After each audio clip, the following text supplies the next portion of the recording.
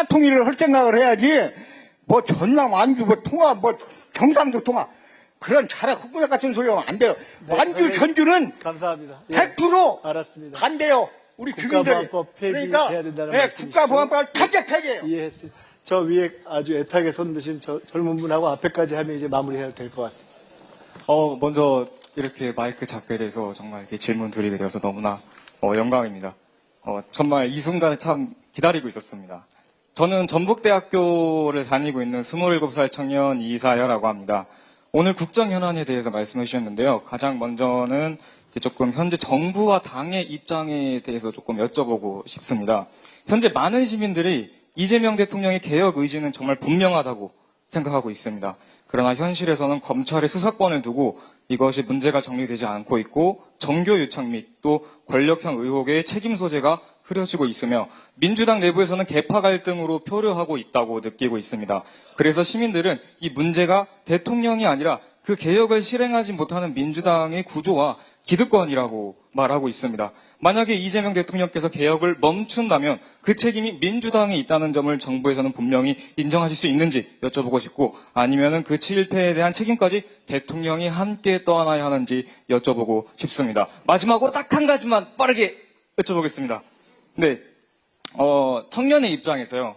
이제 최근에 이재명 정부에서 진행을 하셨던 정책 중에 하나인 그 북한의 체제 선전 매체인 노동신문을 국민 혈세로 배포하기 시작한 점이 참 의문이 들었습니다. 또한 대북 제재로 중단되었던 북한산 식품의 수입을 재개하였으며 국가보안법 폐지 논란 및 또한 이재명 대통령께서는 북한의 체제를 존중하신다라고 말씀을 하셨습니다. 이러한 모습들을 바라보면서 저희 청년들의 사이에서는 이런 이야기가 나옵니다. 민주당과 이재명 정권이 대한민국 헌법과 국민들보다 북한의 김정은의 눈치를 더 보는 것이 아니냐. 이게 진짜 이적 행위가 아니냐.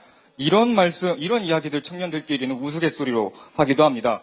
만약에 이재명 대통령께서 자유민주주의 헌법 질서를 존중하신다면 왜 민주당 정부에서만 유독 이런 북한 정권에 유리한 조치들이 연달아 나오는지 한 가지 여쭤보고 싶습니다. 감사합니다.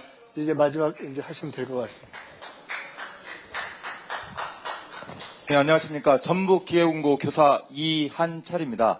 다름이 아니라 전북 혁신도시에 있는 한국전기안전공사의 고졸 채용 제도의 개선에 대한 건의입니다. 고졸 채용이어서 고등학생들이 응시할 수 있는 전기기능사 자격증만 있으면 시험을 응시할 수 있지만 대졸자까지 지원할 수 있을 뿐만 아니라 대졸자가 응시하는 전기기사 수준의 지필평가를 실시하고 토익의 가점을 요구하고 있어 실질적으로 공업계고등학교 학생들의 합격이 불가능한 현실입니다. 합리적으로 좀 개선되어서 그 공업계고등학교 학생들이 좀 도전할 수 있는 기회를 주시면 감사하겠습니다. 이상입니다. 고맙습니다. 시간이 지났기 때문에 제가 거의 단답형으로 가급적 말씀을 드리겠습니다. 귀농하신 분, 아까 말씀한 부분에 대한 이러저러한 여러 지원의 부족함, 있음에도 불구하고 안타까움, 이런 부분에 대해 충분히 공감하고요.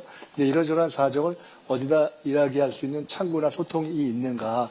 그 부분은 사실은 중앙정부에도 또는 우리 전북도에도 또 사시는 지역에도 다양한 채널이 있기 때문에 그것은 조금만 더 노력하시면은 의견을 내실 수 있지 않은가라는 것이 생각입니다. 그것이 반영되는가 아닌가는 별개의 문제고요.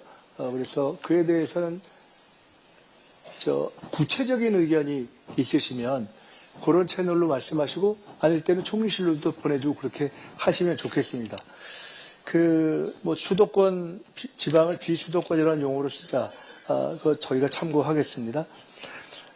전북특별자치도의 장래를 지금 대전, 충남, 광주, 전남 등이 사실상 통합으로 가는 길이 열려 있는 상태에서 어떻게 할 것인가. 혹시 우리는 상대적으로 불이익을 받게 되는 것이 아닌가 하는 우려가 있을 수 있다는 점을 잘 알고 있습니다. 첫째, 더 나빠지는 불이익이라는 것은 없습니다. 둘째, 어떤 대안을 취해야 하느냐에 있어서 원래 지금 우리 정부가 전북도와 함께 합의해서 머리를 맞대고 짜냈던 5급 3특이라는 구조와 달리 전북까지 소위 호남이라는 이름으로 통합하는 길이 맞다라는 의견도 아까처럼 있을 수 있고, 그렇지 않고 전북은 전북의 길을 가는 것이 맞다라는 의견도 있을 수 있고, 제가 정확히는 모르지만 오늘 현재까지는 5급 삼특의 길로 가는 것이 맞는 거 아니냐 하는 의견이 다수이고 현재까지 합의된 의견이 아닌가라고 저는 이해하고 있습니다. 그에 대해서 도 차원에서 다른 의견의 방향이 주어진다면 그건 정부를 함께 의논할 수 있을 것이고, 대통령님의 타운홀 미팅은 진행이 될 것입니다. 그래서 전북에서도 진행이 될 것이라는 말씀을 드리고요.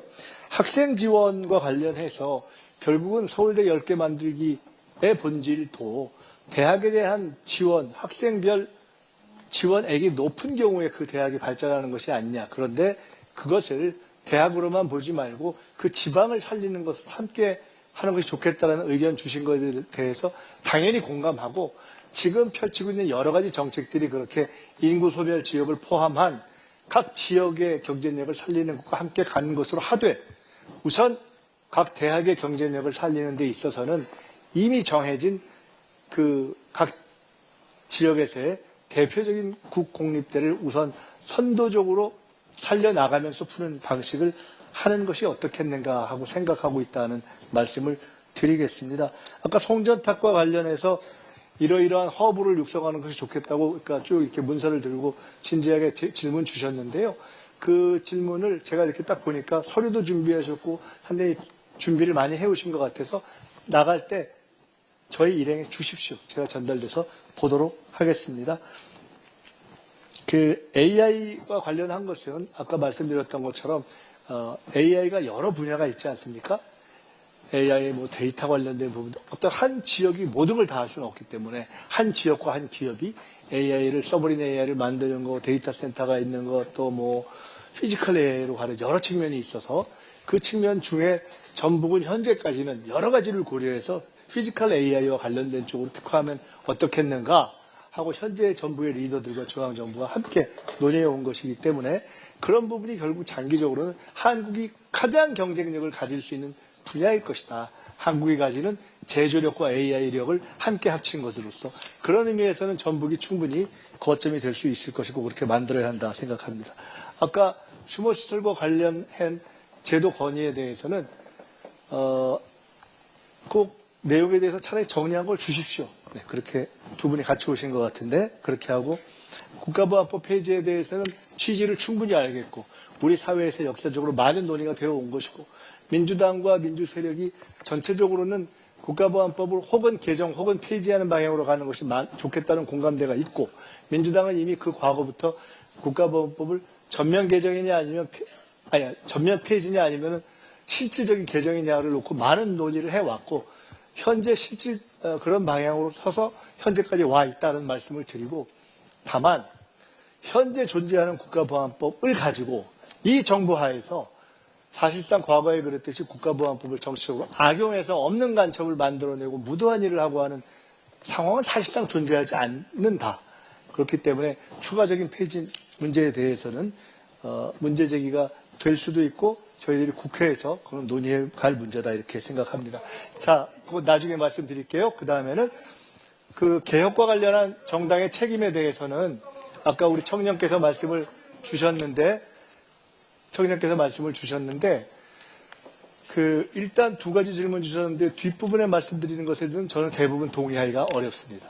왜냐하면 노동신문 등을 개방해도 괜찮다라는 것은 이미 그렇게 해도 좋다는, 그것이 우리 사회의 건강성에 대한 믿음의 기초에서 예를 들어 온라인이라든가 이런 것 등등으로 개방해도 그만이라는 것이지, 그거를 국비로 하자라는 식의 논의는 한 적이 없기 때문에 그렇게 하면 문제가 아니냐라고 말씀하신 것은 그 자체가 잘못된 가설이기 때문에 오히려 그런 틀린 얘기를 안 했으면 좋겠다라고 가서 설득을 해주시는 역할을 해주시면 감사하겠다 이렇게 말씀을 드립니다.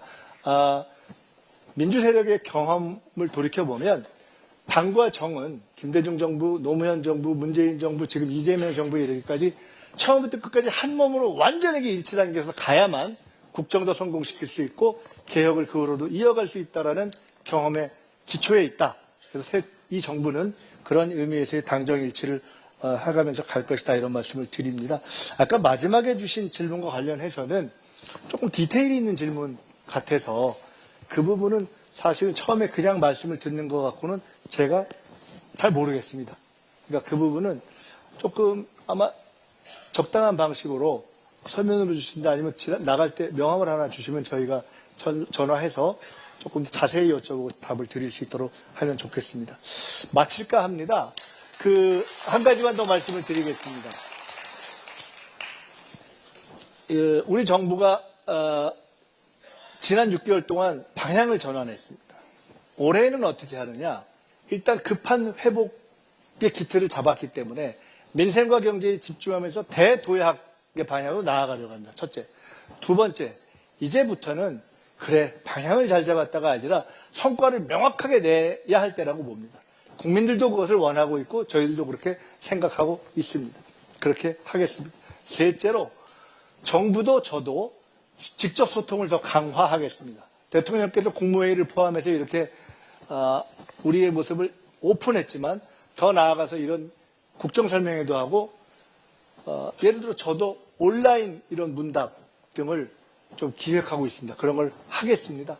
여러분과 직접 소통하는 방식을 강화하겠다. 끝으로 청년들과의 소통